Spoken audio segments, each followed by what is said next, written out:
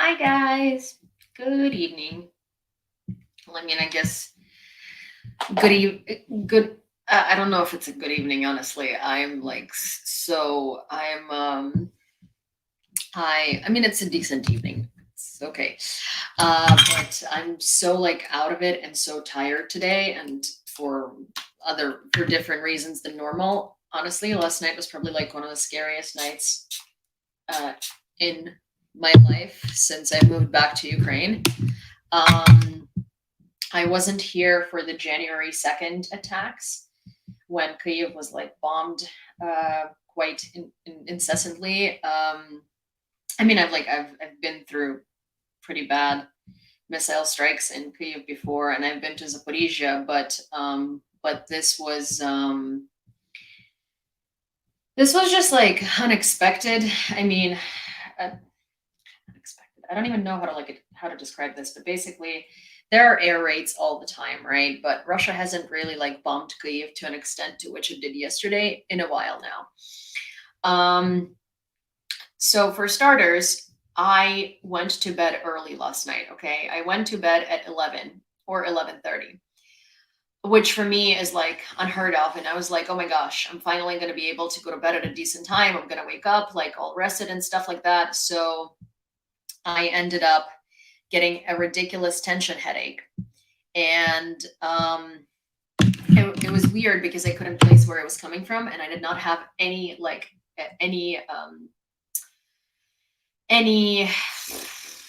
painkillers, like at all, nothing. I did not have ibuprofen, like Advil, nothing. Um, and the reason for that is because I don't usually get a lot of headaches, and I moved in like a month and a half ago, so I've been buying the medicine that I've needed so far, right? So I did not have anything for headaches. I later realized that the headache was there because I switched my Invisalign retainer, and it was and that one was like the new one was really tight, so it gave me like a huge headache. So I basically ended up not being able to sleep and just like laying awake and staring at my ceiling till 3:20 or 3:30 or something like that. At 3:30, the first air raid alarm started, and I that like before that air raid started, I basically woke up to go get some water, and I called Grumpy and like Cat, so a bunch of moderators. We have like a group chat on Signal, and I called them just to like talk because I literally like I could not like every time I would lay down, my headache would get worse. So at that point, I was on the phone with them and I fell asleep during the air raid. Yes, don't be like me. I don't lead by example. And normally, when I tell you like I'm normally not scared of air raids, and like everybody in Kyiv is so used to air raids that we've established like unspoken levels of sort of like uh we've established unspoken levels of danger that we feel during air raids. So for instance, if it's just like a random MiG um getting in the air, no one's going to go to the shelter. If it's a bunch of Shaheds, no one's going to go to the shelter. If it's waves of different missile carriers, and you know that there is lots of aircraft, then you're going to go to the shelter. But so I woke up at 4, shortly after 4 a.m. Oh, so Grumpy and Cat and them were still on the call talking between each other. I fell asleep, and I think they were trying to decide whether they should hang up or whether they should like make sure that I'm okay, because they were like looking at the news and the air raid was really bad. Um, so so I woke up at about 4:15 or something like that, because there was a bang outside of my window so loud that it felt like it exploded inside of my apartment. And I mean, like, that has never happened to me. My window was open because I like fresh air. And that's why, like, it felt much like I could, like, there was no sound isolation whatsoever. So I woke up and I immediately ran to the bathroom with Cindy. Liv is at her trainers with Cindy.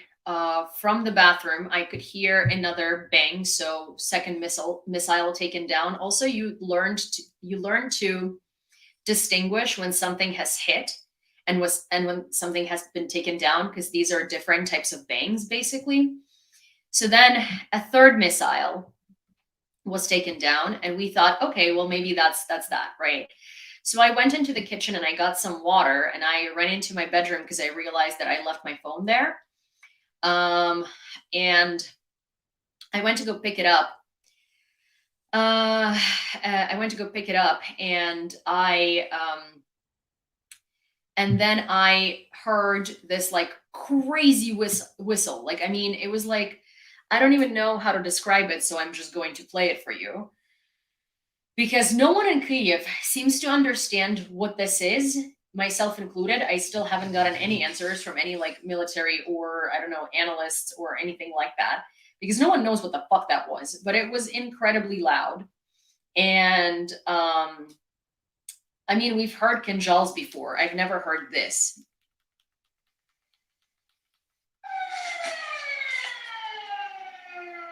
And it's like every single Ukrainian around the central areas of Kyiv heard that noise. And the thing is, like, okay, we've heard missile sounds before. It does not sound like that. We've heard kinjals before. It does not sound like that.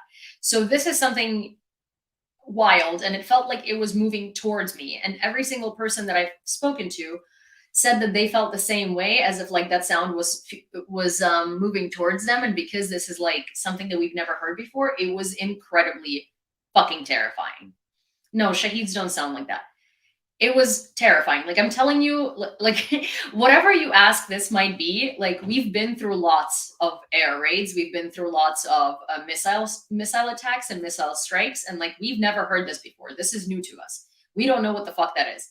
But it sounded terrifying. So at that point, I was like, okay, I think we're gonna go to the bomb shelter, which in my case is the parking garage. At that point, my mother was blowing up my phone. Understandably, she was super scared. So I take Cindy, we go to the bomb shelter, which is the parking garage. There is like the entire building in that parking garage. So everybody felt the same way. There were people in the corridors of my building who were just like sitting there because, well, first of all, the noise itself was terrifying, right? So we heard every single missile being taken down, and that was about 31 of them. While I was in the parking garage, I could not respond to my mom, because after I got to the parking garage, I realized there is no freaking service there. So I was like, okay, fine. So we went to the first floor where where the security in the building is, because it's still like ground floor, and it's like the building is kind of on a hill. So technically it's not underground, but it's like also like in the ground. Hi, Corey. And there was service there, and I was also like, I honestly thought my mom would like lose her shit if I didn't respond to her, because like she was asking me how I'm doing during the like airstrikes, and I was telling her that I was hearing them right like really close to me. And then on the news they started posting that my district was affected, which was like not like super close to me, but also closer than I've ever experienced it, right? So, and I'm like, no service. So, so I was downstairs. Cindy actually handled it really well. I was surprised, because this is her first like huge air raid with like lots of noises and stuff like that. She's very calm through it. She was kind of just like confused. She was kind of like confused, and she was very calm. I took her to the parking garage. There were lots of dogs there. She was like not barking. She was not trying to interact with anyone. She was like, so Cindy is really good in stressful situations. I've noticed, like when I'm stressed and when I'm trying to like, get somewhere, like do something, she'll always follow me and she won't be distracted. Even though like when we walk outside and she's just like walking, she's distracted by like everything. But when it's like a stressful situation, she usually just follows my lead, and she doesn't like, she doesn't try to like interact with other dogs or do anything like that. We met another French bulldog in the parking garage, so I like let her basically go like interact with the bulldog, because I was like, okay, you deserve something good. And I think the air raid was over at like at 7 a.m. by that time I like got back upstairs. I walked into my bedroom. The window was closed because I did not get to like, I didn't get to close it. So the window was open and it smelled burnt inside of my room because, well, there was, so a kindergarten got affected. A kindergarten got affected, and there was a fire in the kindergarten because of the debris impact, and also there was like a lot of missiles taken down, like not far away from here. So it smelled really burned, and it was like an awful smell to to experience coming back to your room too. But that was okay. Closed the window, found all of my aroma diffusers or whatever the hell they're called, like reed diffusers. Literally put them all into my room because the smell was just like so bad. And then I couldn't fall asleep until for a while. Then I fell asleep for like 2 hours. Then I woke up. I had to do quite a bit of work, and then I passed out from like 2 p.m. to 4:30 p.m. or something like that because I was just like I think I cumulatively had like 5 hours of sleep or something. Um, as like adrenaline and stuff like that, you don't necessarily fall asleep. Although like I did at first. But yeah, it was kind of weird, but genuinely it was incredibly scary. Like it was so scary. And it was scary because I normally like I've never so I live in a pretty high floor. I live on the 15th floor. And while like it's a safe-ish neighborhood because there are quite a few foreign embassies here, like the French embassy, the Belgian embassy, the Japanese embassy. So like, Russia wouldn't really dare attack it. No, and it's also central Kyiv. Normally, like the missiles get taken down way before they get anywhere near here, which was one of my criteria for looking for the apartment. Obviously, you never know, but like as in you try to like live in a neighborhood that's as safe as it can be, right? So I really did look into how many times this particular neighborhood has been affected, and it was not much. It is a huge neighborhood though, so the tail end of it does get affected quite often, but like not where I'm at particularly. But I'm on the 15th floor, so I've been through airstrikes this bad when I lived on the fourth floor in like October and September. And when you're on the fourth floor, you don't feel nearly as fucking terrified as when you're on the 15th floor and you're in the sky and you feel like you're in the middle of it. I did not necessarily want to live in the high rise. This was just like the best apartment for my budget. And it was the nicest and like the most, like that applied to most of my criteria, except that it was a high floor. And I wasn't like thrilled about it being so high, but it was like, okay, But like last night, I definitely did feel terrified because first of all, like you have to take the elevator down because the staircase is going to take you like 10 minutes, especially if you're with a dog. And taking an elevator during an air raid is a terrifying experience on its own because if something were to hit your building, you would fall down in the elevator with the elevator into the shaft. So that's why they tell you not to not to use elevators and stuff like that because you never know. But yeah, so that was fun. It was it was a very interesting experience. 10 do not recommend. Yeah, it was definitely a very, very terrifying night. And also, when I woke up for the first time, so my this art studio that I went to with my friend a couple of weeks ago, we're supposed to go again in a week. They posted a video of the debris fell near, so like a missile was taken down right over their studio, so this is terrifying on its own because the neighborhood where this missile fell, so it was intercepted, but it did not fully explode in the air, and so it partially exploded on impact. So it was still taken down in air, and I think the majority of the Big Bang happened in the air, but it also like sort of did happen when it fell. So this particular missile fell in the very, very center of historic Kyiv. I mean, historic Kyiv is really big, like historic downtown Kyiv is really big. But so I've never seen anything hit so close to like the center of the city as this. And I was really shocked when I saw that story in the morning, because this art space basically like posted being like, "Hey, so our building got a bit damaged, and like we don't necessarily have electricity, but like we can make it, we can make it work. So if you had an appointment today and you don't want to cancel it, you can still like come and do it, because we have all the means to do it. We have like a generator and stuff like that." And I was like, "Oh my God." So I looked at what they posted, and like honestly, in the morning, it also looked terrifying, because it's like broad daylight and there is just like rocks and stones and damage and like glass and all of this stuff like everywhere. So I knew obviously they were going to clean it up by the evening, but I was going to that neighborhood in the evening anyway, so I figured I would stop by the studio and see like the impact of the debris, to show you guys, because I feel like it's very different when you see this on the news versus when a real person goes and films it themselves. So by the time I got there, which was like evening, it was probably like 6 p.m. and it was already getting dark. There were lots of people from the building and from the restaurant nearby that have cleaned most of the mess up. But I posted the video on YouTube Shorts and on TikTok and on Instagram and everywhere.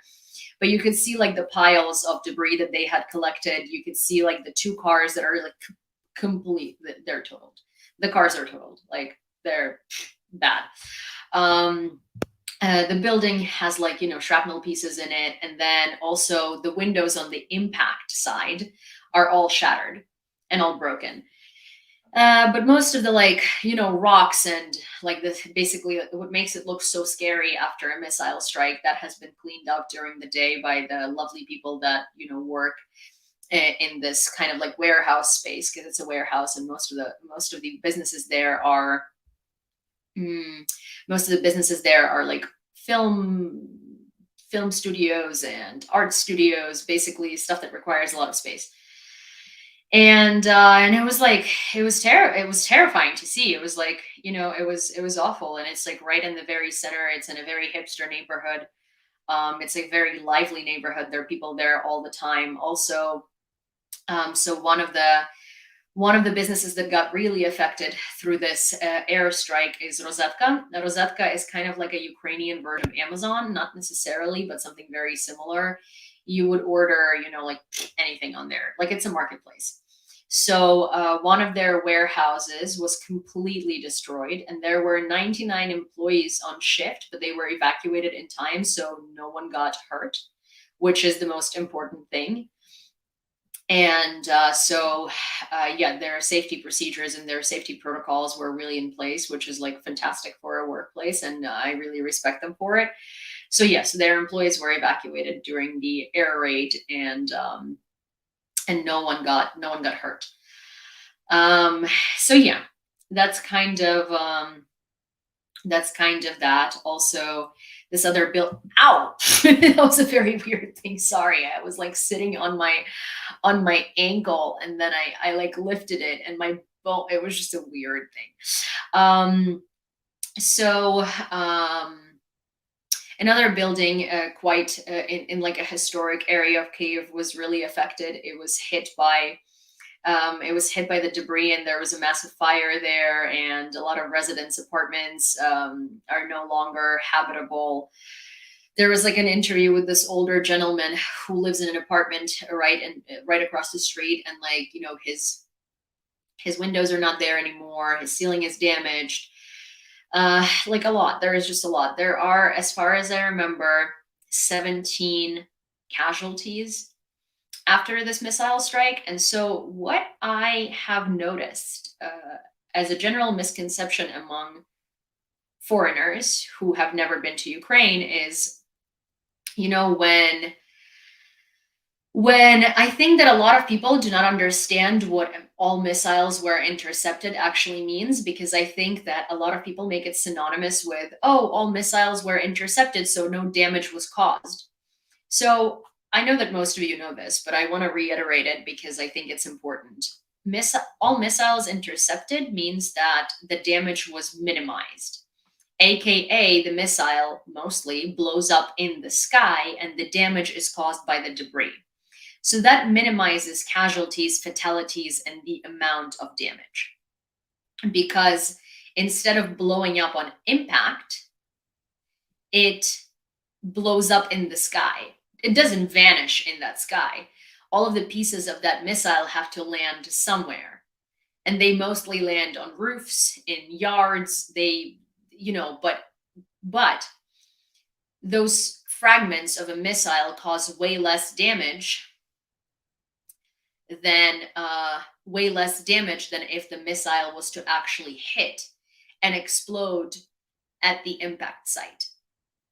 So, I really wanted to make that clear, because missiles intercepted does not by any means mean no damage caused. It just means that damage was minimized to an extent to which possible, right? But intercepted missiles still result in human casualties and human fatalities. They result in a lot of damage. They result in a lot of apartments and habitats in general being destroyed. How much damage can pieces of missiles cause? Have you seen the size of a missile in your life before? And do you understand the height from which the missile falls and the speed with which that happens? And first of all, not all components of the missile always explode in the sky. There could be a secondary impact explosion. Also, it causes fires. It can damage electricity lines. It can damage internet. It can damage a lot of communications. It can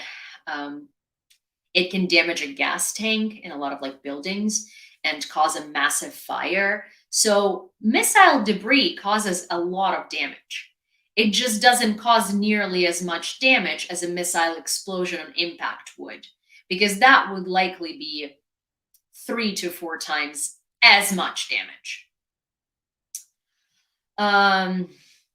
So yeah. Yeah, fires can cause massive damage after the debris hits the ground. Exactly. And if the debris hits like an apartment, it'll most certainly cut through a gas line, and it'll most certainly start a massive fire. However, if a missile did hit the building, then that would have been a much larger bada boom than a fire would be. Than a fire is, rather. So there is a lot of that. So there is basically that, and that's like the best way that I can put it. But it does cause a lot of damage. It's not just like like a little piece of shrapnel fell. Like, no, that causes a lot of damage. Also, very often, like on impact, windows and doors fall out, like glass shatters, shrapnel pieces injure people. So it's like, it's not, intercepted missiles don't mean like everything is good and jolly. It just means that it's not nearly as bad as it could be. There was also a question a little while ago that really triggered me. And I kind of like glanced over it, and I wanna answer it. Okay. Genuinely asking, do you ever face yourself and feel irresponsible for moving to a country at war, your safety in mind? I face myself every day, first of all. Second of all, I think that it's a very I know that you probably didn't mean it that way, but it's a very demeaning question to ask, because this is my home. And it doesn't matter if I've lived in the US for 13 years, or if I've lived there for 30 years or for 45 years. I was born here. I was raised here. My entire family lives here. My friends that I went to school with are at the front. Random acquaintances that I used to hang out with when I was 15 died. And I see their graves every time that I come to Lviv and I visit Marsovo field. My parents are here. My grandparents are here. My childhood is here. I'm from here. And my safety doesn't concern me nearly as much as what I can do here versus what I can do for Ukraine back there. And provided, like, if I was working a stationary job that required me to be um, in office to be able to make money, then I would certainly be able to make more money in the US and therefore donate more money. But provided that I'm I do journalism and I can do it from here even better than I can do it from there.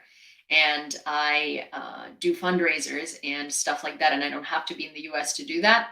I don't feel irresponsible for moving to a country at war because I didn't move to a random country at war.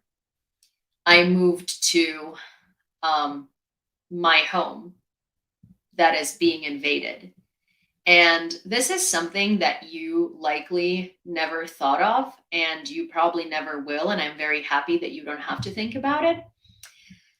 But I haven't been home before this for 9 years because I did not have a green card. And I was waiting for a green card. So if I had left the US, I would not be able to come back. And my case would have been dropped and I would have been banned from coming back for 15 years because that's the punishment. So I didn't want to risk doing that, right? When I had this complicated case and it was like lasting a very long time when Trump was president and there was yada, yada, yada, a lot of things. Um, by the time that I got my green card and I could come to Ukraine, which is literally like, I think I flew out to Ukraine 3 weeks after I received my green card in mail. Um, I haven't been home for 9 years and my home was being invaded. Imagine I didn't come here. And imagine the US, for instance, stopped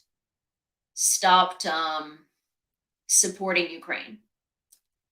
And imagine Ukraine wasn't able to handle the Russian invasion. And imagine Russia invaded, for instance, my home where I'm from. And I haven't been there this entire time.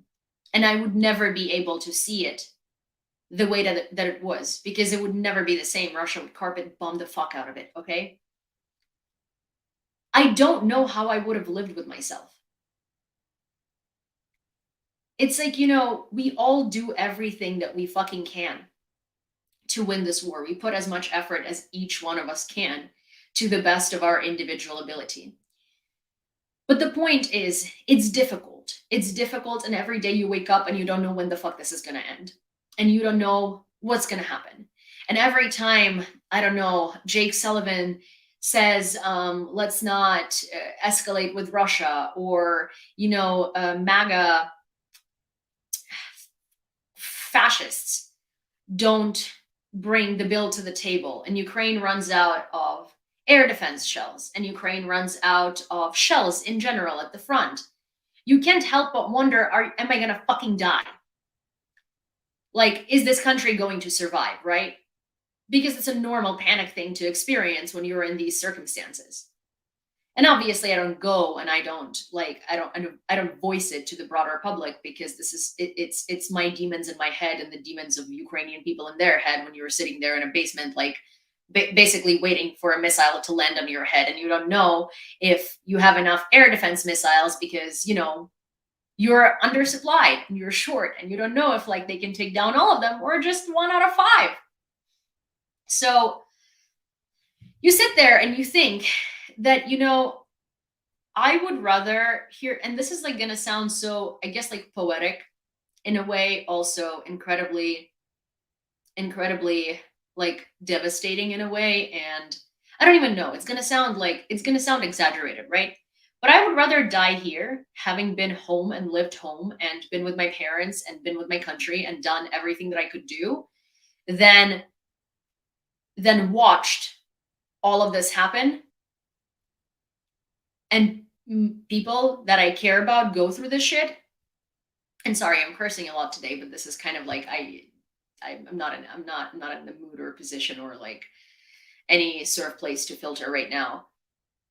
I would rather die here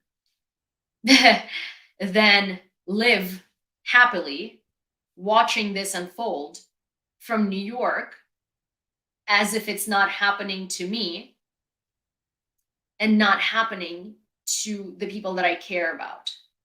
And you know what? I'll tell you that, like, being in New York and sitting in my bedroom and having to wait for my relatives to call me and tell me whether they're okay, whether it's a big airstrike or not a big airstrike, whether it hit in front of them or whether it hit like, far from them, or not knowing what the fuck is going on, or seeing all this happen and not being able to do anything about it, and listening to your friends talk about stuff that will never again interest you because like your mindset and your outlook on life has just done a fucking BMX flip in a skate park uh 20 times over, and you no longer give a shit about anything in life other than Russia collapsing and never touching you ever again.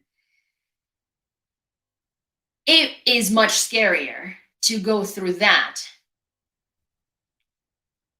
than to sit in Kyiv at 3 a.m. hearing missiles explode not far away from you. And I'm being so genuine when I say this. Like, I'm sure that it's very different. Here's the thing, like I did I looked for, the safest neighborhood, like a building with a parking garage, because that's a rarity in Kyiv. I have an underground parking garage. A lot of people don't, right? I literally looked for those things because I wanted to be as safe as one can be in these circumstances in Kyiv. So I clearly care for safety, right? Like I've done everything one can do in the city to be as safe as it allows, right? And that's what I've chosen as my like living environment. But I would much rather be here and help my friends and be able to do things here and be able to report on everything that's happening here, and be able to like to go visit my parents and hug them, and be able to fundraise from here and know exactly what the people in the military need. And just it's like I would much rather live here at the moment than I would in New York in safety, because the whole problem with the safety that New York provides is that you live there and you understand what parallel fucking universe you live in, because it's such a bubble where people don't know this is happening. It's the largest war since World War II. People have no clue. And like when this happens to you and your friends in your country, and also like this is not, this is a war about extinction. Like Russia wants to eradicate us. Like if we lose this, we're never going to be able to speak Ukrainian. We're never going to be able to show our traditions unless we flee somewhere. We're never going to be able to celebrate our holidays. We're never going to be able to do any of that because they won't let us. That's what they do in occupied territories. They indoctrinate people. They brainwash people. They punish people for speaking Ukrainian. They indoctrinate children. It's a very different sort of situation than like, a conflict between two countries, which is also scary, but this is not like, it's about bombing your homes and scaring you, right?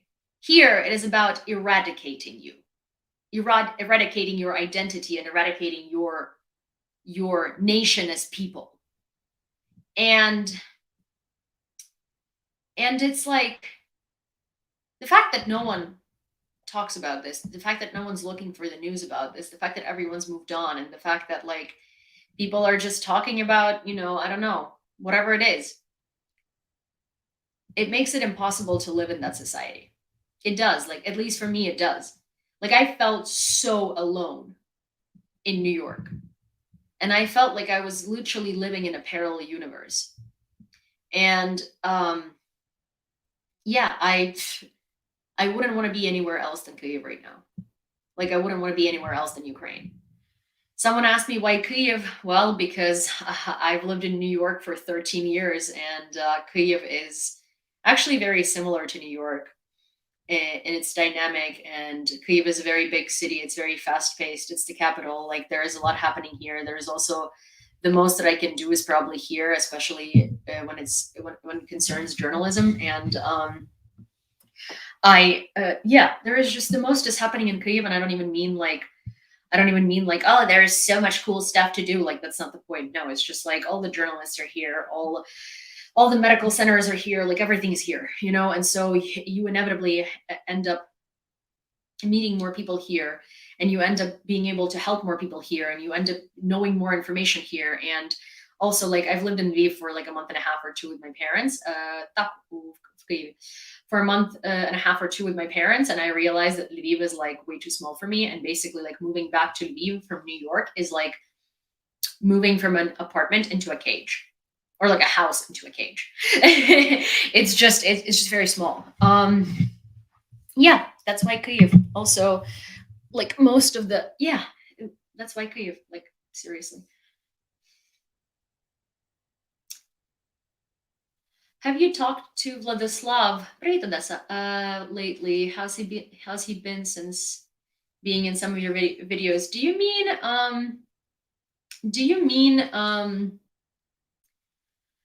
uh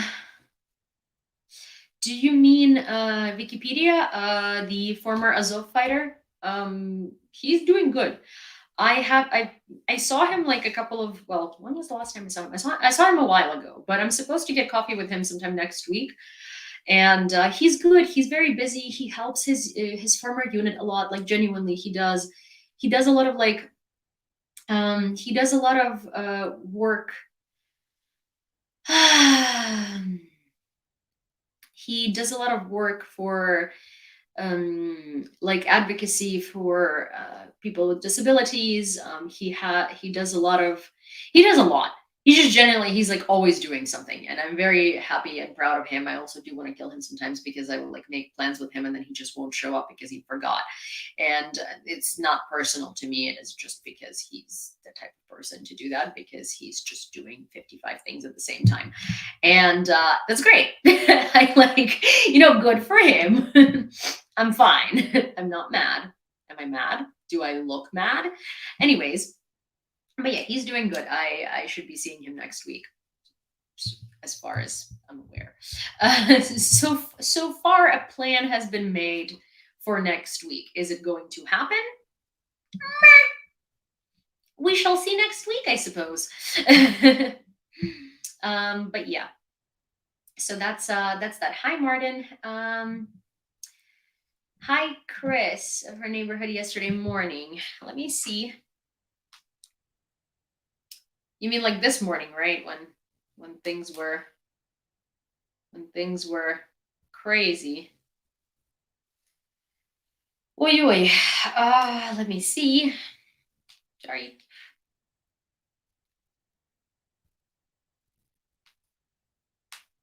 Okay. Oh wow. Oh my god. Oh, with your permission, can I please show that on live? That's awful. Um that's awful, genuinely. So Chris sent me a video of his translator's street, and it's in Kyiv this morning after the missile strikes, and I mean it looks like apocalypse, to be honest.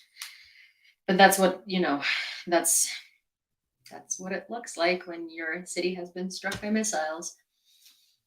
But I'm gonna wait for Chris's permission to show it, or his denial to show it. So then I will either show it or not show it. In the meanwhile, sorry, let me see. I'm going to. Okay, so Mykolaiv,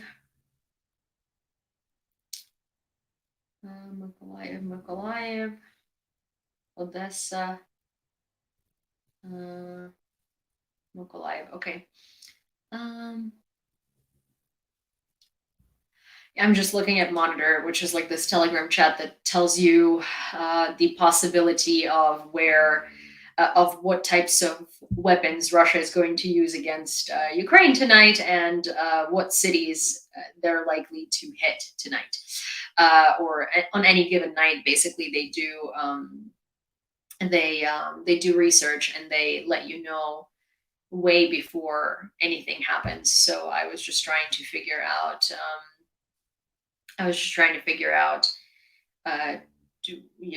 What's going on tonight. In the meanwhile, we just got $20 for the fundraiser from Hill, and once I scroll to the top of the page with notes to let you know what we are going to be talking about today, I'm going to add that, and we are at $13,655.69. And that it brings us to very close to $15,000. Sorry, that was the dumbest thing I've said in a while.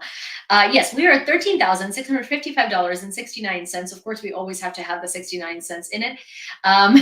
Thank you, Hill, for the $20 donation.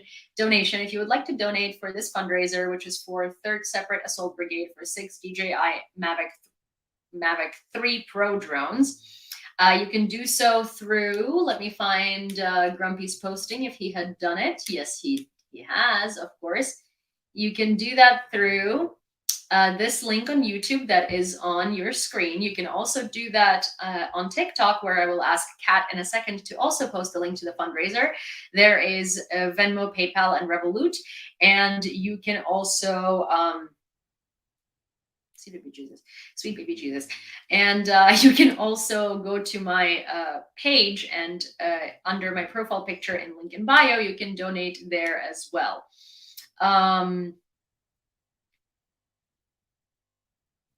Yes. So, Chris, let me show you the video. So let me send it to myself, and I will show you the video, because that is just awful, and I think that it's important for people to see because it's awful, which is counterproductive, but it is what it is. I mean, counterintuitive that it would be important for people to see because it's awful, but you know what I mean. Okay, let me wait, sorry, I'm just feel like an old lady today. Like my neck hurts, my back hurts, everything hurts. I did not have enough sleep. Also, a capillary burst on my eyelid, and it's right here. You can't see it right now because I'm wearing eyeliner, but if I'm not wearing eyeliner, you can see it very much, and it pisses me off so much because it's just it looks like I didn't take my makeup off completely perpetually, and it was not there yesterday. It is quite literally just like a capillary burst from fatigue. And I was like, are you serious? It was really annoying. So sorry. Video file. Okay, downloads. 1 second. Let me place you so that you guys on TikTok can see it as well. I think Chris might give you more information about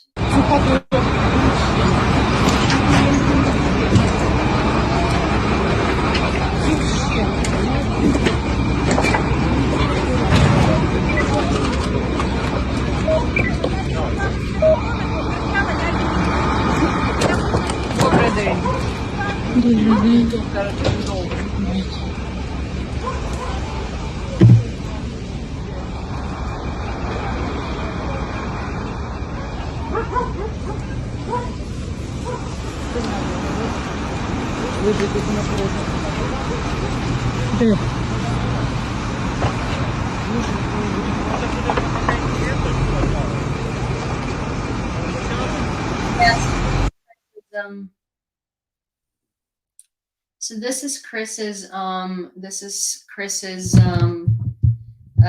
translator's street, for those of you who are saying they recognize it from a Telegram channel or something. So this is damage near Irpin and near Kyiv, so that's quite wild. Yeah, it was a blast. It was a blast last night. I think genuinely, blast is probably a very double entendre way to describe it. So there is that. There is that. Yeah. Tomorrow apparently there is a no, it's fine. Tomorrow it's fine, Grumpy. I like don't care. Tomorrow, there is apparently a NAFO truck handoff that Rick invited me to. So it's usually so early, and I'm like, I already know I'm not gonna wake up because I literally barely I had cumulatively 5 hours of sleep last night, and most of my night was spent in my parking garage. Which, like, by the way, people are so crafty in Kyiv. So like there are, I think, like 35 or 50 parking spots downstairs there. It's a small parking garage. Which, like, when I was getting this apartment, the woman who rented it to me said that parking spaces here are more up for grabs than apartments are. Like, it's a very hot commodity, and she has one, and she can like rent it out for now. But then if I have a car, I can, I can tell her a month in advance, and she will she'll seize the contract with the person who rents it from her, and she'll like give it to me because a renter from her unit takes priority.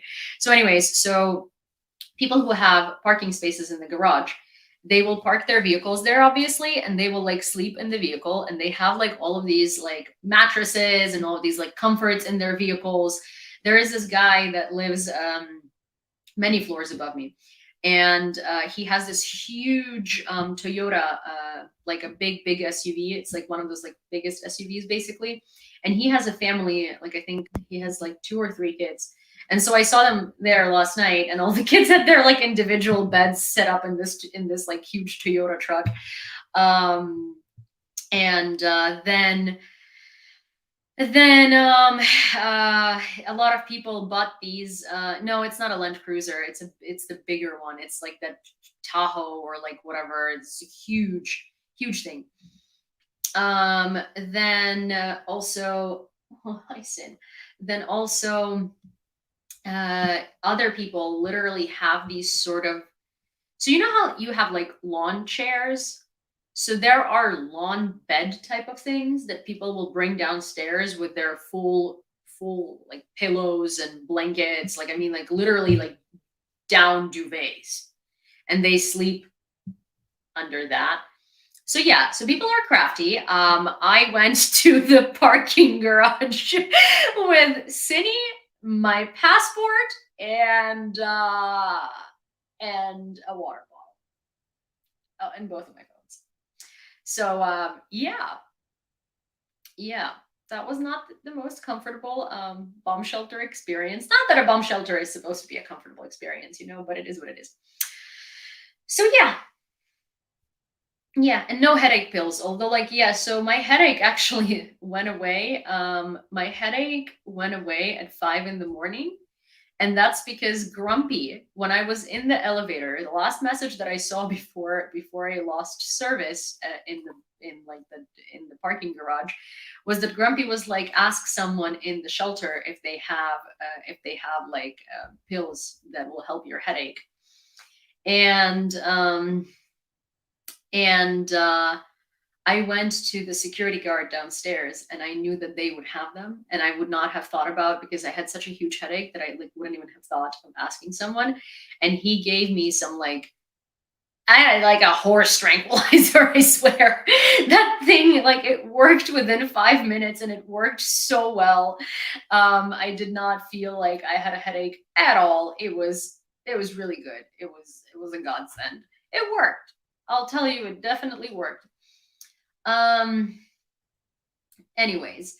Oh, hi CJ, and thank you for being a member for 2 months.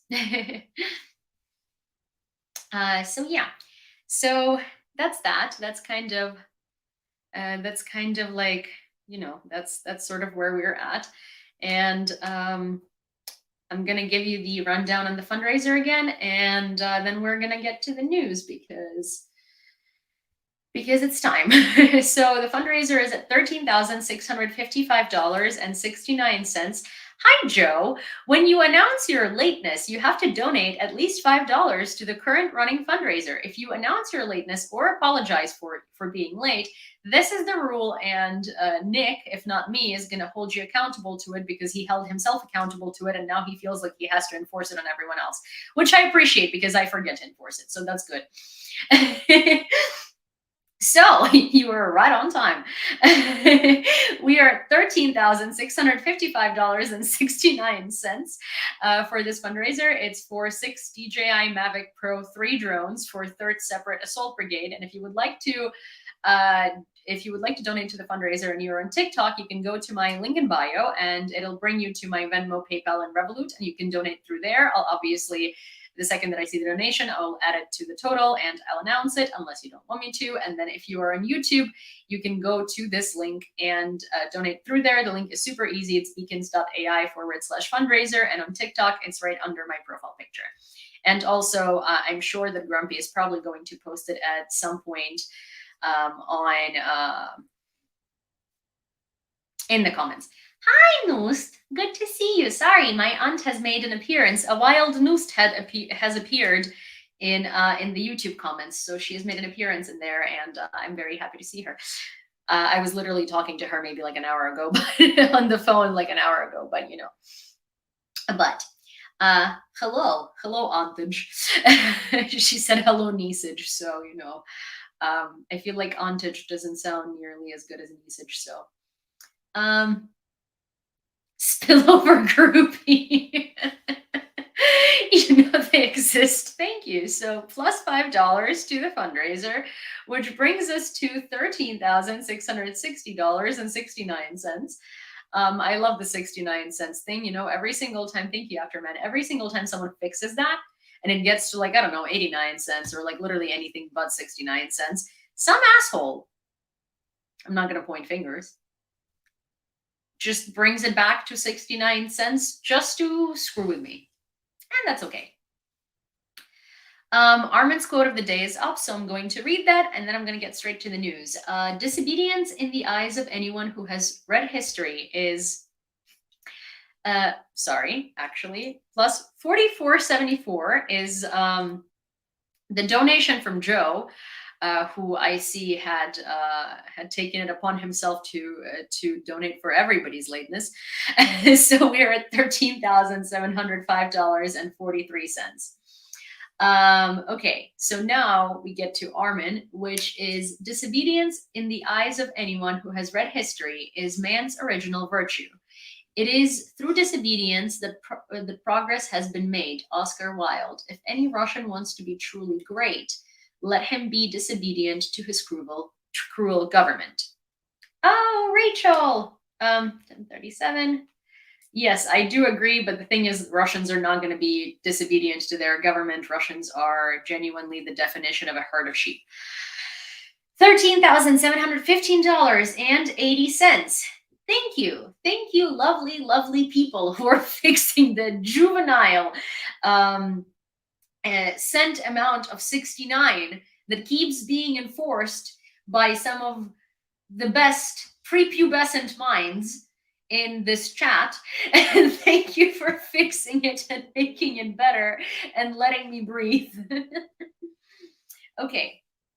Russia fired missiles from the Caspian Sea region yesterday. Air defense operated on the territory of Ukraine and took down 31 missiles. There were launches of Kh-47M2 Kinjal air ballistic missiles in the direction of Kyiv. Several explosions rang out in the capital, and air defense took care of all of them. A massive attack on Kyiv was carried out by cruise and ballistic missiles at once. In the Svetoshinsky district of Kyiv, rocket debris fell on the premises of a kindergarten. Cars are on fire in the Shevchenkivsky district, the mayor reported. In 2 more districts of Kyiv, debris fell on the territory of an enterprise and a residential building, the mayor said. So territory of an enterprise is Rosetka, that's what I was telling you about, and thankfully, because they do enforce air raid protocols very, very carefully, and they are very strict with them, none of their employees actually ended up being none of their employees ended up suffering any casualties, which is very good because they were all evacuated. President Zelensky met with Dutch Defense Minister Ollongren in Kyiv following her previous visit to Dnipro. We are grateful to the government of the Netherlands, led by the Prime Minister, the Parliament, and society for all the support and significant decisions made for Ukraine. We have signed a robust security agreement between our countries. You know who else was there? Who else was in Kyiv yesterday? Jake Sullivan. And I know for a fact that he probably didn't stay the night because diplomats like him will come, pose for the cameras. Also, 569,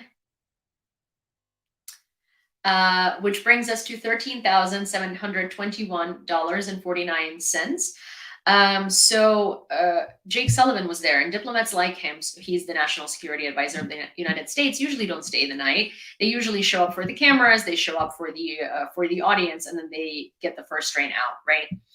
I'm very sad that Jake Sullivan did not end up staying the night and feeling it for himself, because Jake Sullivan is also the national security advisor who had said the phrase, "Let's not escalate with Russia," the most out of all of the country's defense minister, out of all of the allies' defense secretaries and ministers. Jake Sullivan is also the advisor who was there under the Obama administration and has reportedly been part of the team that had advised Obama to hush the conflict in Ukraine and not participate. The conflict in the East, when Russia invaded Ukraine in the East.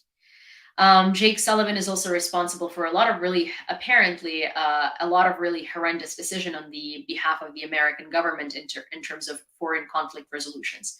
So I really wish that Jakey Jake over here had stayed overnight in Kyiv and had felt the Russian escalation on himself and what it means for Russia to just bombard you for no freaking reason, where you don't have to escalate anything. So yeah, there is that. Hi, Mitch. Also, I wanted to show you a video of my friend Yulia Tymoshenko, not the former prime minister. She just unfortunately has the same name, and I wish that she was the only Yulia Tymoshenko because she's the good one, but she's unfortunately not.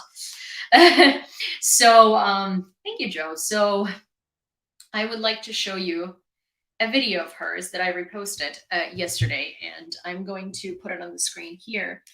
And it was, she filmed, the thing is, I'm not used to, so Yulia was a content creator before the full-scale invasion. She was also a huge activist for Ukraine and for the recognition of our struggle among English-speaking audiences way before the full-scale invasion. Yulia is fantastic. Her family had survived Holodomor, and they have sort of built her identity around that. And so she's always been very familiar with her heritage and how she came to be. Yulia was a content creator. And so she is used to filming everything that she experiences and everything that she feels. I'm not. I actually am trying to film these things where I'm showing you life in Kyiv and interesting events that are happening in Kyiv, and sort of giving you an access into what I see and what I do. And I have a really hard time doing that because I'm not a content creator, and I forget to film things because I prefer to experience them rather than film them, right?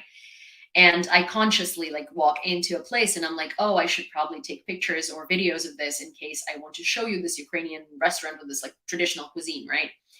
So Yulia, whenever missile strikes happen or air raids happen, she records how she feels. I didn't even think of doing that yesterday. So that's why I have barely any footage of the missile attack to begin with, and let alone how I felt during the missile attack, which was terrified, and I normally am not. It takes a lot to terrify me. And so I want to show you what she felt, because I could tell you that I felt a very similar way, but I'm just not nearly as good at recording these things as they happen, because I'm just not used to doing it.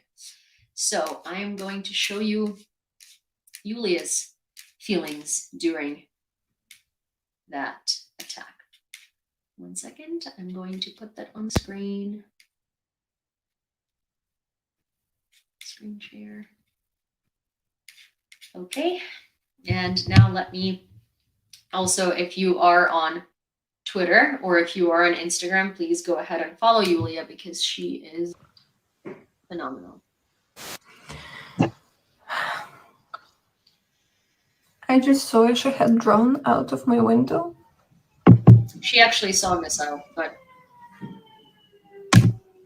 but she didn't know that at the time. What the fuck was that sound? Oh my god.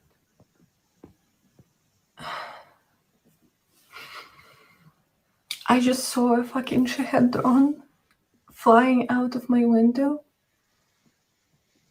Not out, I mean past my window. As I woke up from the explosion, I've never ran so much quicker to my bathroom ever, trying to like hide. It lit up and hit something very nearby. I can hear explosions still.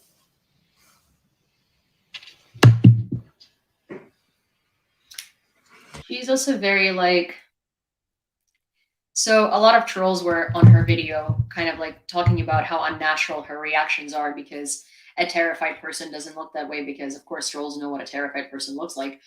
But the thing is, like, Yulia is one of those people where, like, you know, when she's uncomfortable, she smiles and she jokes. So I can totally tell that she's fucking terrified. Not that she owes anybody any explanation, but it's just like funny that people would, like, you know, try and tell her how she felt and that she was like filming this for views or for whatever reason. It's just no, she doesn't. She's like just used to filming her life, and both her and I, in this context, basically film these things in order to demonstrate what life in Ukraine is like, not because we want people to see what we were doing and like how we we're feeling, you know. Like if it was up to me, I would much rather have never done this, right? I would much rather not have a reason to do this. But at the same time, like, I feel like I can provide this insight, and so do a lot of Ukrainians. So can a lot of Ukrainians, but I can also express it. I can also express it, you know, comprehensively in English, and so can she. So that's and I feel like that's why, you know, I feel like that's the reason why we do that, right? But yeah, you can tell that she's super uncomfortable, and I can tell you, like, that's genuinely how I felt. I felt so incredibly like terrified. I've never run to my bathroom as quick as at that point. And like, so if you don't have an air raid shelter, which I do, but it's 15 stories down, so I didn't necessarily think that was the best idea at the moment. You can go to your bathroom and sit in your bathtub, which is what I did. I went to my bathroom and sat in my bathtub.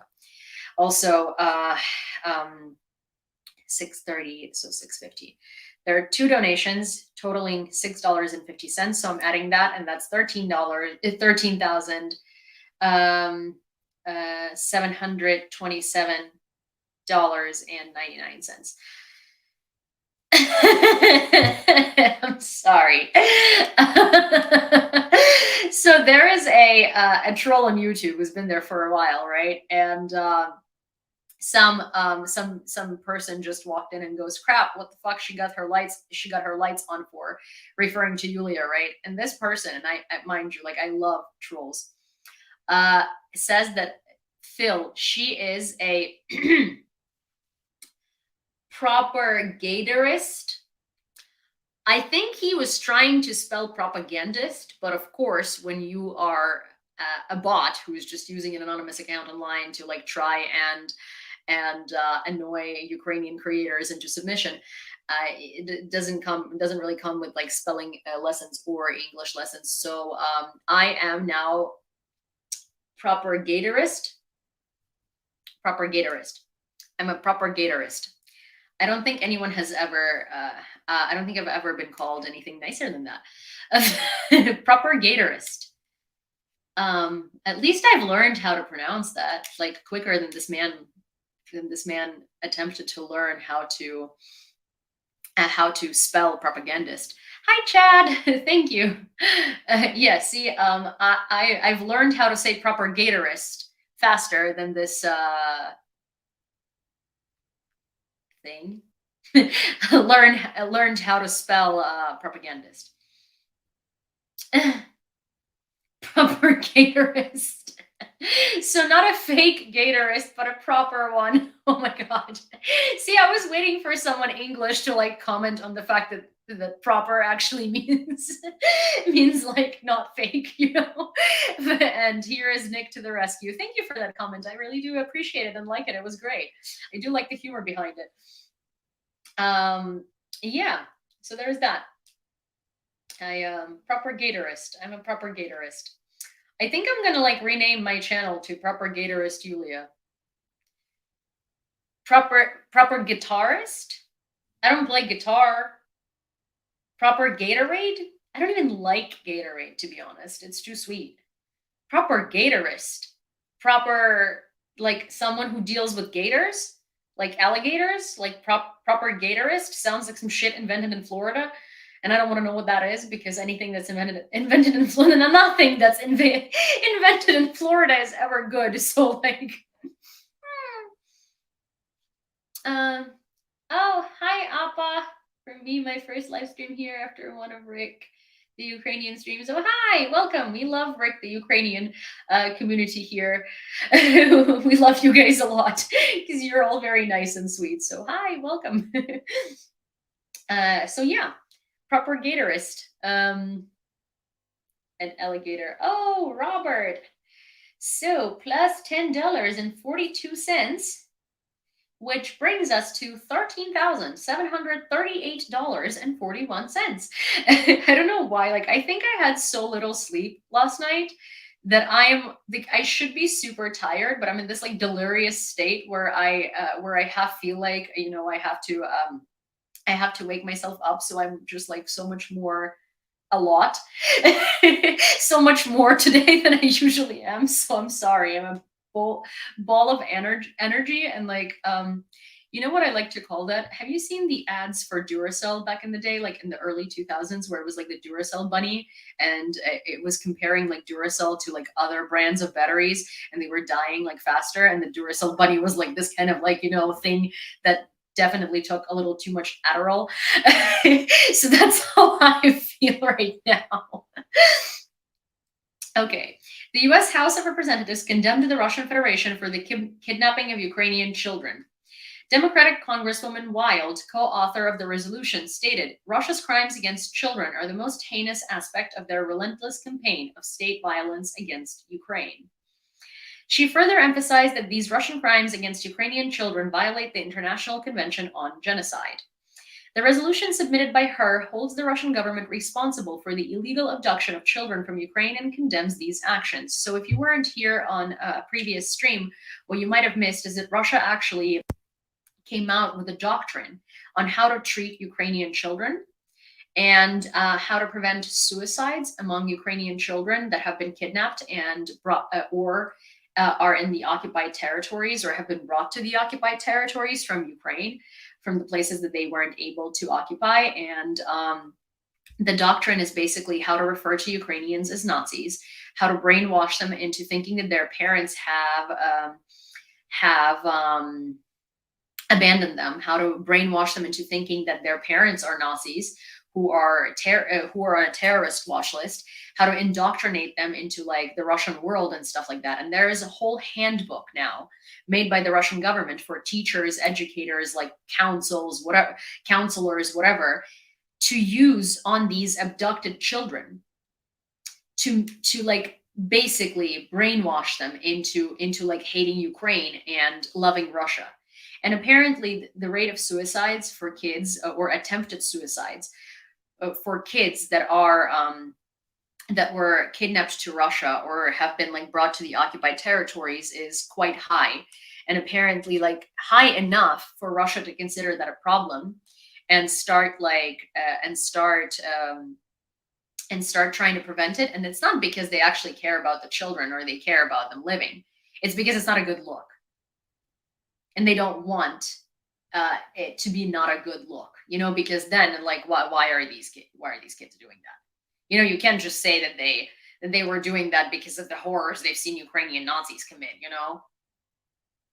And it's horrifying reality, and honestly, like it's chilling to even talk about it, so I don't necessarily want to elaborate on it any more than I have to, and I feel like no one really does. If there is a freaking manual on how to indoctrinate kidnapped children into loving Russia, I mean, that says a lot, right? The same way as I always say, like, those people that believe Russia or like support Russia, it's like Russia is so insecure and so useless that in order to make someone want to live there, they have to come in and murder their neighbors and families, forbid them from speaking their own language, eradicate their culture, and filtrate and torture them into pretending like they're okay with this.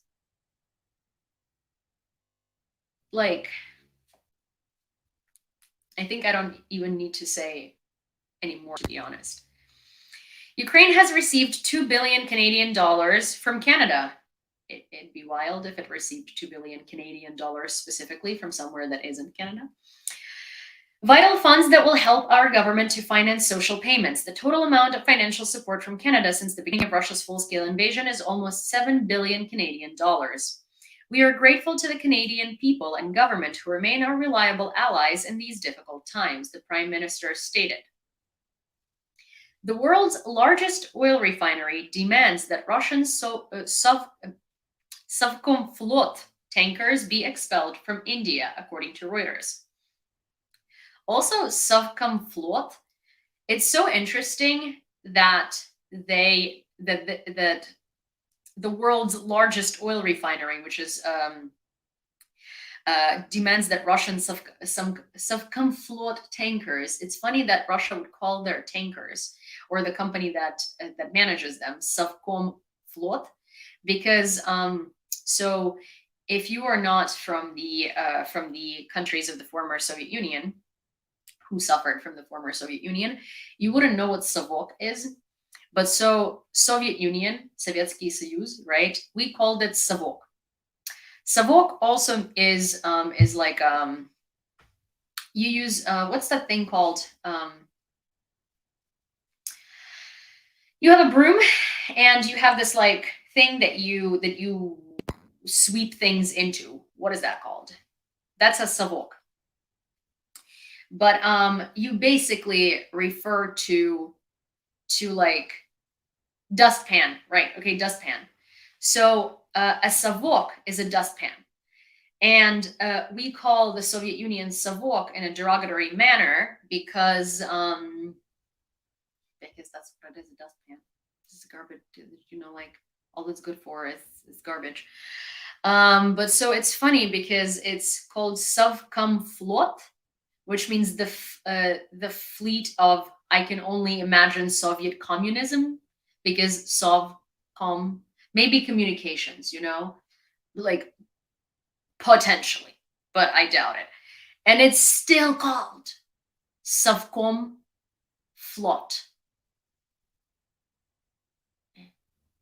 Gross. India's Reliance Industries, operator of the world's largest refining complex, will not buy Russian oil loaded on tankers operated by shipper Sovcomflot after recent U.S. sanctions, according to two sources familiar with the matter.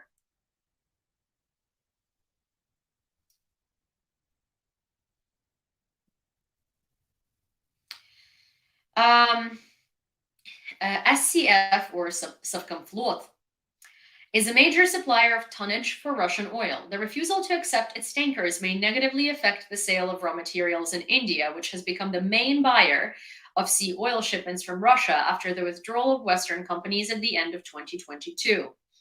According to the sources, Reliance Industries, a large buyer of Russian Urals oil, has requested that the new supplies not be shipped by Sovcomflot-operated tankers. Our preference is that refiners should not take oil in sanctioned vessels because of our political and commercial interests and the U.S. sanctions. So India had a huge deal with Russia to buy their Ural oil, which is like unrefined oil, basically, like unprocessed oil. So what they were doing, it was a huge scheme for a while for India. They were basically buying crude Russian oil and then they were refining it and they were selling it. So they were basically making money off of this Russian oil. Then the U.S. started this politics of tightening the sanctions recently and like tightening all the loopholes with the sanctions, and they sanctioned these vessels so India can no longer buy this Russian crude oil. And they had a huge, historically large deal that was supposed to start in either March or April, and India refused to sign after the U.S. sanctions because India obviously does not want to be sanctioned as well. So Russia is in for a profit decline unless they find some other ways to circumvent the sanctions in the near future, which I'm sure they will because they always do. And then we're going to have to do this all over again. Yulia, have you heard of an Australian man named Brendan O'Connell, and what do you think of his take on geopolitics? No, I haven't heard of Brendan O'Connell, but I will look him up after the live, and then you can ask me next time again, and I will have a better answer for you. But I don't know who he is at the moment. So I can't really tell you. Admiral Rob Bauer, the highest-ranking NATO military leader and chairman of the Alliance's military committee, arrived in Kyiv for the first time since the full-scale invasion. We're having lots of visitors this week.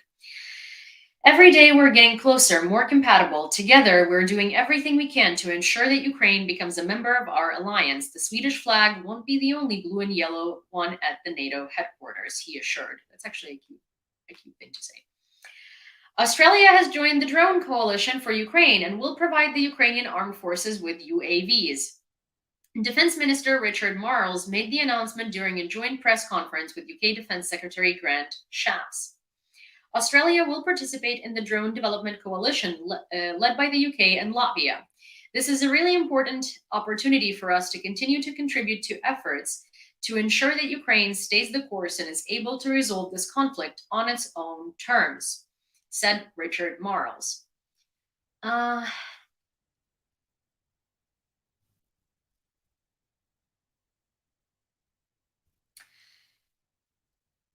Yeah, this is actually, it's fantastic that they're doing that because the drone coalition is one of the most important things for Ukraine's warfare right now. It's actually interesting because drones were cheaper than tanks, and the reason why warfare had switched to drones in Ukraine because those were things that you could buy much easier and much cheaper in larger quantities. You couldn't buy tanks that could that could get to Russian positions. Also, drones are faster and it's much harder to take them down because, well, first of all, if you're going to have like 60 drones fly into your positions, it's going to be really hard for you to aim and take them down. And also Russia, and in order to take them down, you have to use a missile.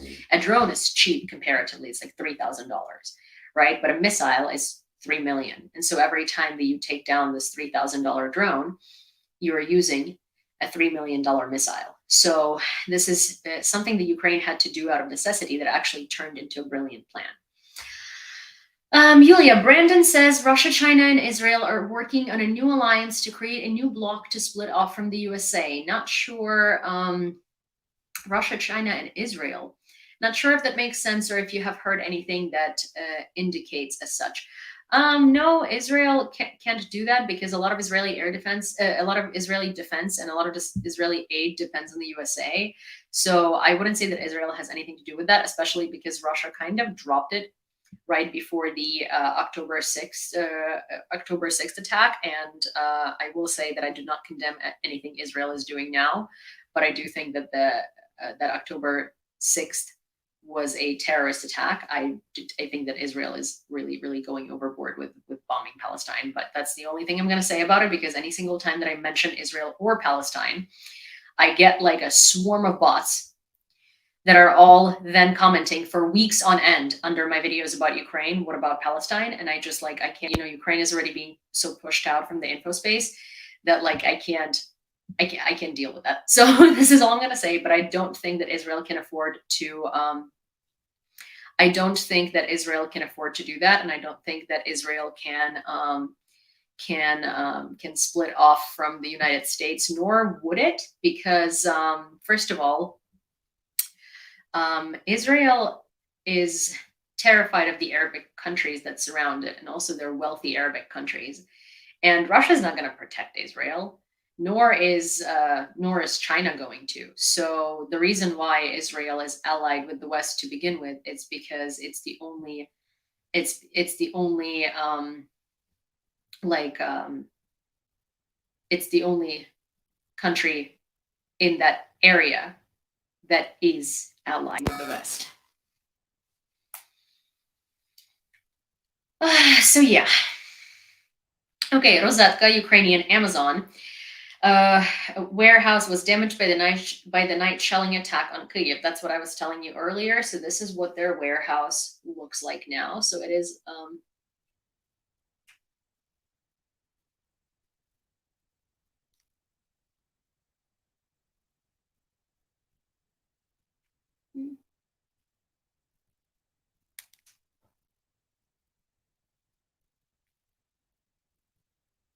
yeah, so it's fully destroyed, their warehouse. And yeah, there were 99 employees over on that shift. But again, as I said, they have really strict air raid protocols. So they've evacuated all of their employees before once the air raid just started, or even before, I'm not sure, I don't want to lie. But they basically have really strict protocols. And so no one was hurt. But the entire warehouse is like gonzo, which is very unfortunate. We love to say Ukrainians are brave and made of steel, and they are, but they're also just people. Trauma of things like missile raids gets written into the DNA. How will Russia pay for that damage? It won't. That's the thing. The same as like, Russia, no one is ever going to be able to bring back our friends and family members and classmates and brothers and sisters and daughters and sons and moms and dads and grandmas and grandpas and nieces and nephews and dogs and cats and other, other animals that have been killed during this invasion. Amazon has strict protocols in Ukraine. No, it's Rozetka. It's like a Ukrainian version of Amazon or a Ukrainian iteration of Amazon. It's not quite Amazon, but it's similar. So yeah, Rozetka has very strict protocols. Amazon, no. So it's kind of like no one's going to be able to bring that back, and that's the thing. It's like it's like you can rebuild a building, but you're not going to rebuild the families that died in it. You can, rebuild a kindergarten, but you're not going to rebuild the kids that were lost to it, right? You can rebuild the military, but you cannot rebuild the people that gave their lives to serving this country and to protecting this country and to protecting future generations. So that's the thing. Like, yes, it's I will tell you, and this is not something like, please do not be like, oh my gosh, like, the things that I say, I don't say for you to feel bad for me by any means, because like, here's the thing, I've only been here for months, right? There are people, other Ukrainians have lived here for 2 years. There are people who have been through Mariupol. There are people who have been through Bucha. There are people who have been through Irpin. I'm only sharing these experiences. So like, so more people can understand what it's like to be Ukrainian in this situation, right? So for instance, after the first time that I was in Ukraine, and I've lived in air raids for a month, and they were like every other day, basically. I came back to New York, and even though logically I knew I'm in safety, I was in New York for a month and a half. Every single time I would hear a noise outside, like a garbage truck, I would think it's an explosion. Every single time I would be at a cafe and I would hear a noise relatively similar to an air raid, because for some reason now they like starting like EDM songs with those types of noises at a like coffee shop. I would think there is an air raid, and your body has like a response to it. I would wake up in the middle of the night thinking that something's happening, and I have these dissociations all the time. Like for instance, this morning after the shelling of Kyiv, later in the day, and I could tell that nothing's happening, because these Telegram channels, they tell you beforehand, and there is an air raid before there is even a missile, like in the airspace of Kyiv, right? My my neighbors upstairs were moving furniture, and like they kept, like they would like put down a couch or something, and it would make like a noise, right? Or like you would hear these like sort of noises of moving furniture, and I kept just like, like this would be my normal reaction, and I reasonably know that nothing's going on. Like I've looked at Telegram, I know there is not an air raid outside, but like my body doesn't, right? And it's still like it terrifies me. Then there is a tram not far away from where I live, and a tram makes this like super loud noise when it passes by, like a really loud noise. And as I said, like I like my bedroom window to be open because I like fresh air and stuff like that, and I like it when it's like a little cool inside.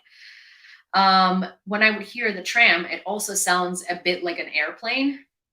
And so every time a tram passes by, and it passes by like every 10 minutes, it's public transportation, I would catch myself thinking like that there is like aviation in the sky. And then my next thought would be like, oh, if there is aviation, it has to be our aviation, because how would a Russian airplane make it here, right? And it's like, I am someone who hasn't lived in this for 2 years. I'm someone who has lived in this way less than that. And that is the effect that it already has on me. Think of the effects that it has had on the people that have lived here through the entirety of the full-scale invasion. And the fact that like Ukraine is sane, and like honestly, this is the one thing that I really, really, really want to give us credit for, is in these conditions, we are not just living, like we are developing new weapons. Our country is growing. Like we're opening, new places to do things. We're opening new cafes. We're opening new coffee shops. We're developing, I don't know, like new fabrics. We're developing like new concepts. We're developing new weapons. We're developing new technology. Like the fact that people who live under this stress, and the fact that people who live in an environment in which every single fucking noise makes you want to crawl out of your skin, and you're just depressed and constantly anxious and constantly on edge, and this country is evolving, says a lot about the collective will of the people in this country, and like the potential that this country has. Honestly, like I've never been so proud to be Ukrainian and to live in Ukraine.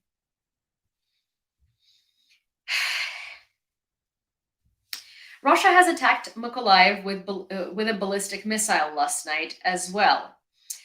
As a result, 1 person was killed and 4 injured, 3 women and a man. One of the victims has light injuries, said Vitaly Kim, head of the Mykolaiv Regional Military Administration. Estonian Defense Minister Hanno Pevkur has announced during a visit to Kyiv on Thursday that his country will send Ukraine another 20 million euro military aid package. The package includes, you know what? We're actually not going to I think we should normalize not saying what these military aid packages include, because the thing is, I've been told that the reason why these countries announce exactly what they're putting in these military aid packages is because they want to show Russia that Ukraine is still being supported and is being supported in large sums. Announce the sum of money that you're spending on this defense, but don't tell Russia what we have and what we don't have, and don't tell Russia exactly how much ammo we have so they can count and strategize and stuff like that. Russia could have been buying satellite images of targets in Ukraine from American companies to launch strikes on them. Kirill Budanov, the chief of the main directorate of intelligence of the Ministry of Defense of Ukraine, for Suspilna. All countries are buying them. We are one of them. This is a purely commercial service. Russia has used commercial images before, he said.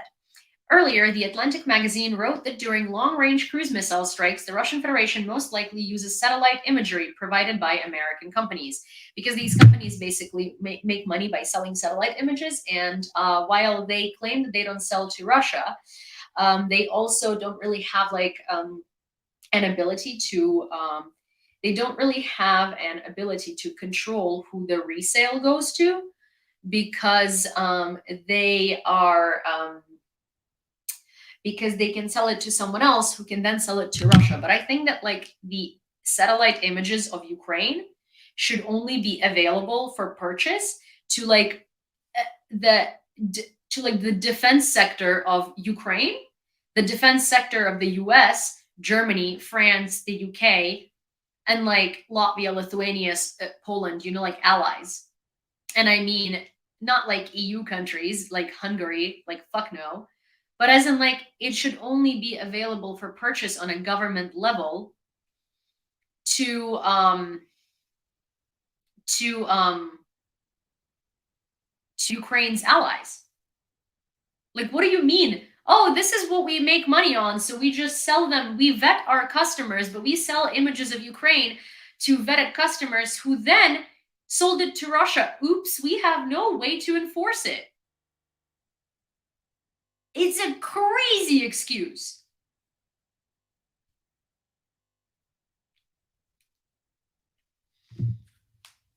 Well, I live in the UK, so not Europe. Well, I mean, hey, I did mention the UK, but I meant like collective Europe, as in like the EU, because there is Hungary in the EU, for instance, and we don't want them buying images.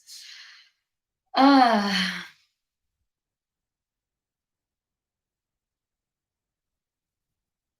Satellite images of Ukraine should only be available to Ukraine, and Ukraine can choose who they give them to. Well, I mean, satellite images of Ukraine can also be like available to like Lloyd Austin. Like, as in, the Pentagon can request images of Ukraine. But then again, like, actually, Nick might be right because, well, it does create issues on both sides, right? Because if someone at the Pentagon buys or requests those images from Maxar, they can still like individually sell them. There could be a leak. But then again, also, if they're only available to Ukraine, then it'll take time to get requests from other countries to then transfer them. And a lot of the times, the US and other countries give us intel. So it is important for allies to have access to those images. Profits from the frozen Russian assets should be used to purchase weapons for Ukraine, German Chancellor Olaf Scholz. Aww, maybe you're also going to want to give us Taurus. We can buy Taurus with those frozen assets, can we? Can't we? He's going to say no, isn't he? That's like the thing. I love Olaf Scholz because there's a term that has been invented since the beginning of the full-scale invasion. It's called Scholzing. It's basically saying something, promising, and then not doing it. So like over promising, under delivering, or also when you say one thing that directly contradicts another thing that you're doing. Like when he was saying that Ukraine must win, but then in the first days he was kind of like siding with Macron on the like, oh, let's not humiliate Putin. I'm not going to elaborate on what I think about this statement because Olaf Scholz, why don't you just,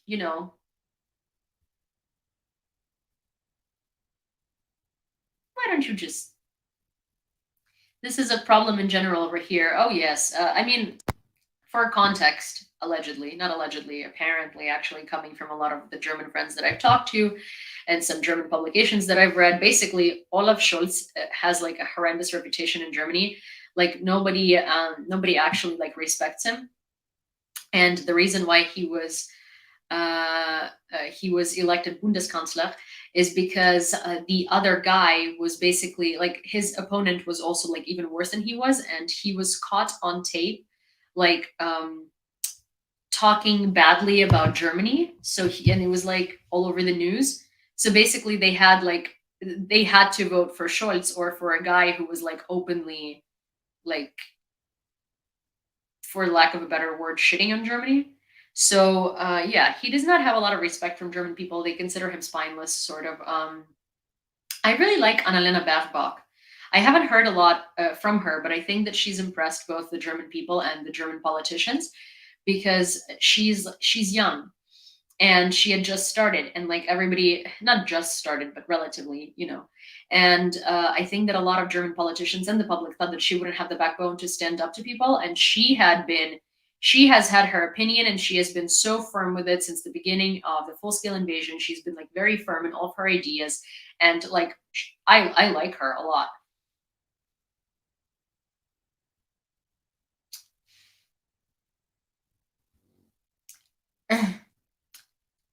Oh my gosh, there is a troll here that thinks that it's going to offend me by writing misogynistic statements. It thinks that it's somehow going to like make my day worse by saying these things. You know, sweetheart, unfortunately for you, I'm not an insecure person, and unfortunately for you, you think this is going to drive me crazy, and I'm going to start like yelling or like I don't know somehow getting upset at you and like trying to justify myself and prove something to you. I don't give a shit about a faceless, useless thing on the internet. And the fact that you have absolutely nothing better to do with your life than to like sit here and be a keyboard warrior and I don't know, like offend random people. I feel bad for you. Should I recommend you a therapist? We can even collectively fundraise to get you a therapist. I think that you could really use that. Um, anyways, so much dumbness entering the chat. Nah, it's whatever. It comes and goes every day. Like, they genuinely think that the more they say, like the more things they say and the more like annoying they appear and the more they say things like, I knew you would say that. Oh my gosh, oh you're already getting like annoyed or something like that. The more they'll actually piss me off. But the point is like I will say that and then I'll never look at them again because I don't care. Russians targeted the defense intelligence of the Ministry of Defense of Ukraine and the Foreign Intelligence Service of Ukraine during morning attacks, sources of Obozrevatelь in intelligence. Putin wants to open a new front in Europe to destabilize the West and weaken support for Ukraine, Wall Street Journal. I mean, he's been doing that and he's been destabilizing the support, and he's been literally, he has a Putin caucus in the American government in the face of MAGA. Such an opinion was shared by experts Ivana Stradner and Mark Montgomery from the Foundation for Defense of Democracies. As Russian troops suffer losses in Ukraine, Moscow has much to gain by stirring up problems in other parts of the continent. Analysts believe that a new military conflict in Europe will give the Kremlin an opportunity to gain local influence through arms trade and mediation, divert attention from Ukraine, and give Russia leverage over Western leaders. The most suitable option for Moscow at the moment is the Balkan countries, where tensions have remained high since the Yugoslav wars in 1991 to 2001. Well, they've also been trying to like stir things up in Moldova. And like, yeah, that's what they do. That's their normal tactic. They distract and they use their influence to distract, to gain territory, to gain partnerships, and to manipulate. And it's nothing new. It's funny that all of these like foreign analysts will come out with these things as if they're like a eureka moment. And Russia has been saying this. Russia's been openly saying this for a while now. So yeah, I fully expect them to be doing that. And also, they have started destabilizing. Other places. It's like Russia publicly met with Hamas. Russia publicly met with the Taliban. Russia is in cahoots with Iran. Like, of course, they're stirring rumors. They're starting paranoia. They are doing these things that would make the West constantly guess what they're up to. The Baltic states, Poland, and the Czech Republic called on the European Commission to ban grain imports from Russia, which should have been done a long time ago. The United States has proposed issuing bonds worth $50 billion funded by frozen Russian assets in collaboration with the G7. This plan involves pulling $280 billion of assets from the Central Bank of the Russian Federation under the management of a specially created project company. Profits generated from these assets will serve as collateral for the Freedom Bonds, according to Bloomberg, citing its own sources. One of Bloomberg's sources stated proceeds from a potential bond offering could cover $60 billion in U.S. aid that is currently blocked in Congress. However, discussion of this proposal are still in the early stages. Which makes sense. This is literally what I had wanted to say when I was reading when I was reading the news is that this news is that it's likely because the U.S. is looking for alternative routes to cover aid for Ukraine and then some, because if Trump wins, for instance, they know that this is going to be a large problem. Oh, thank you, Joe. Thank you for subscribing to the Spy Lair. Also, yeah, I will remind you that actually, if you would like to support me and my journalism and what I do here every day, the only way that I make income is basically through gifts and through subs and through gifts, through super chats, through Patreon subscriptions, unfortunately, and through subscriptions to the live feature on TikTok and to the community on YouTube. And at this time, it is about, I want to say, cumulatively in a good month, like $400 a month, which is, I'm not complaining. It is very great. But if you would like to support my journalism and help me, be able to pay my bills more consistently, I would be incredibly grateful because I always forget to say these things and then I just somehow. Oh, thank you, Elvin. Thank you so much, actually. And then I just kind of like assume that it's self-explanatory that I basically don't make any money because I literally don't, and that I'm struggling. But it's obviously not self-explanatory, and why would it be self-explanatory? And anyways, I feel so uncomfortable saying this anytime that I do. In general, like please subscribe or like please do this. So I'm just going to leave it at that, and we're gonna move on before I just basically like fall underneath into my downstairs neighbor's apartment through like the floor. Okay.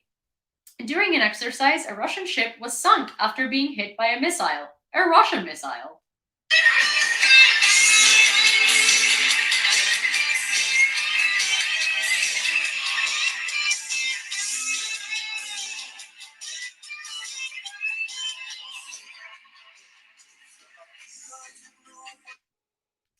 Yeah, I'm going to like turn off the volume because I don't want to get like, I don't want to get a copyright. But yeah, Russia sunk its own ship.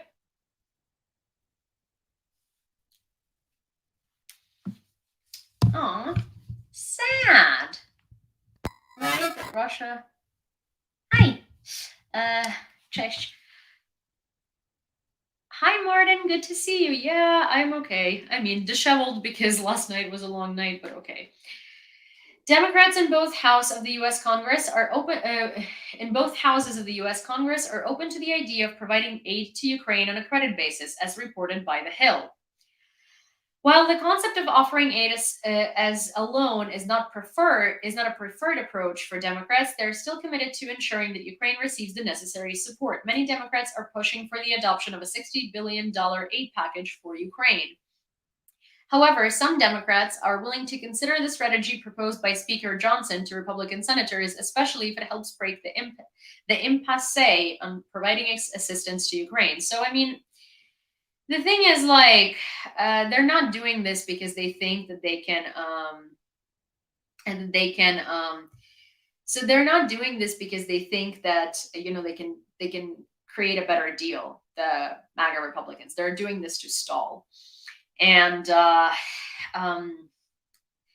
it's like negotiations in bad faith, right? And that's why they're doing it. And I really hope that the discharge petition just gets enough votes and the bill is going to be forced to the floor, because what Republicans are going to keep doing is they're just going to keep coming up with excuses as to why not pass this bill.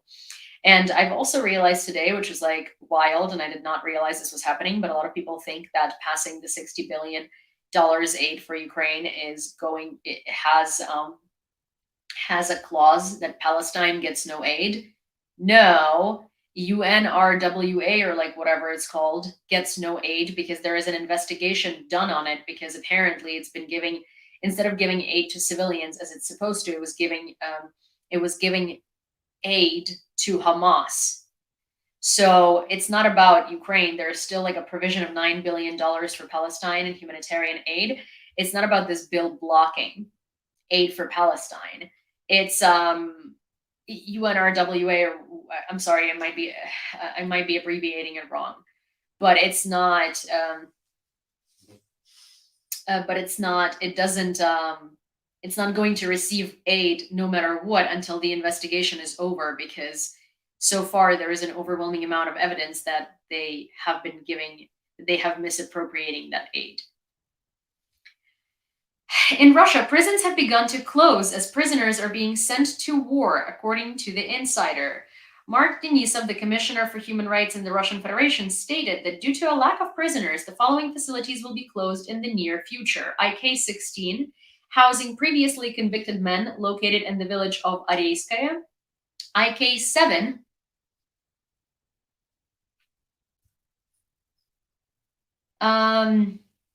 a strict regime facility situated in the village of Gramadsk in the Krasnoyarsk territory. Denisov expressed his belief that the war will eventually come to an end and normalcy will return as the social structure of society remains unchanged. So he means that there are going to be new prisoners that are going to be flooding these prisons, because obviously the societal threads, the fabric of the society is not going to change. However, he cautioned that in 5 years, new penitentiary institutions would need to be opened, albeit at exorbitant prices. Hungarian Prime Minister Viktor Orban wrote a letter to Putin congratulating him on his victory in the elections. Obviously, Orban is Putin's little lapdog. So who would have thought? Wow, surprise, surprise. Alrighty, you guys. That is all I have for you for tonight. The fundraiser is at $13,738.41. This fundraiser has been going on for about 2 months now. And if you would like to contribute to it and donate to buy 6 DJI Mavic 3 Pro drones for 3rd Separate Assault Brigade, you can do so in this link in bio, or you can, in this link, I'm like brain melt, bad malfunction, error, 404 error, page not found. So here. And if you are on TikTok, you can find the link in the comments, or you can go to my profile, and under my profile picture there is beacons.ai, and you can click on that, and the fundraiser is going to be the first link in there, and you can donate through Venmo, PayPal, or Revolut. And all your donations that come during the live are going to be announced during the live, and those that come before or after are going to be added to the total at the beginning of the next live. Yeah. Sorry, I'm just like, my battery died, which happens like so sudden, but unfortunately I'm not going to take questions tonight because it's been 1 hour and 47 minutes. It is 2 a.m. and I'm dead. Like, I need to go to sleep. Thank you, Mark. Heroyam Slava. I need to go to bed. If I don't go to bed, I think I'm going to lose my mind, and then you're never going to see me again. And maybe some of you would like that. Maybe some of you would prefer that. My dog definitely will not prefer that, because someone needs to walk and feed her. I think she doesn't care otherwise. But, for the walking and feeding part of the equation, okay. I'm rambling. All right. Good night, you guys. I'll see you tomorrow. For all of those of you here who are new, thank you so much. I hope you enjoyed our conversations and our community, and I really hope that you come back. Yeah.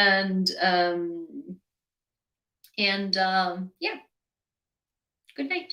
And it was very exciting to meet you, especially those of you who were engaging in the conversation and commenting a lot, because I like talking to people, but also like I'm rambling. I'm so sorry. I'm like literally eating my words. Good night. Goodbye. I should be not allowed to society right now.